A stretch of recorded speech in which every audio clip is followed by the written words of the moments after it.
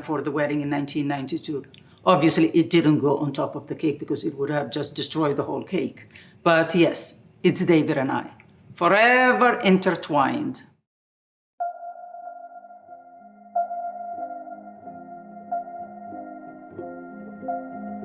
We built this house almost 6 years ago, and we built it from scratch. And then David loved white birch trees. The place is surrounded with white birches.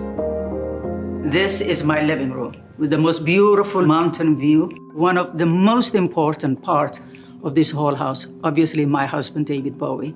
And this is his first self-portrait that he did in 1980. The house really saved me during COVID because before that, I had a hard time staying here.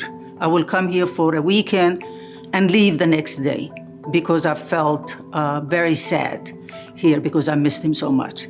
The house actually helped me go through my grief and come the other side. And that is what's so special to me about this house. Now, when I remember David, I don't cry anymore. I actually remember the joyful life.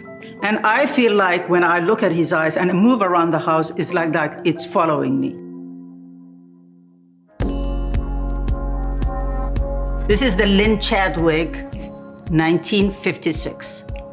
Is a sculpture, bronze sculpture that I bought for David on our first wedding anniversary. David was a huge fan of Lynn Chadwick, so I really wanted something special on year one. So this represents youth and freedom in the 50s in England. And that's why it's specifically called Teddy Boy and Teddy Girl. And David literally could not get over it. And it was one of his favorite sculptures in the house. Gift giving and receiving is very important to me because it is something that it's really from the heart. So this was his first gift to me. We went on our first holiday in Paris. And one day we went together, the two of us, to Hermes. And he bought himself, you won't believe it, sandals. And he bought me this.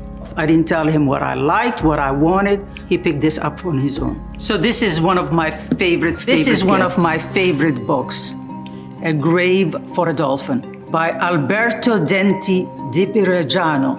This is a very fantastical journey between a girl, and you won't believe it, but a Somali girl and a dolphin. And this all happens in Somalia, by the way. And this book is really special because, funny enough, way before David and I met, this was one of his favorite books.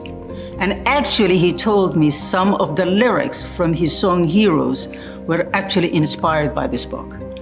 And then, of course, finally, when we meet, we can't believe that we both adore the same book. But that also the whole story happens from where I come from, Somalia. So the first thing I would like to show you is this very, very dear to my heart painting that my daughter made. And it's me and her, and of course, the Black Star, that's David. So she painted this in 2016, which was the first year without David. Perfect gift for Mother's Day. So David had this for years. And then when I came into his life, in 1994, he made one of me. And my daughter, when she sees the both of them together like this, she calls it Sleeping Beauties.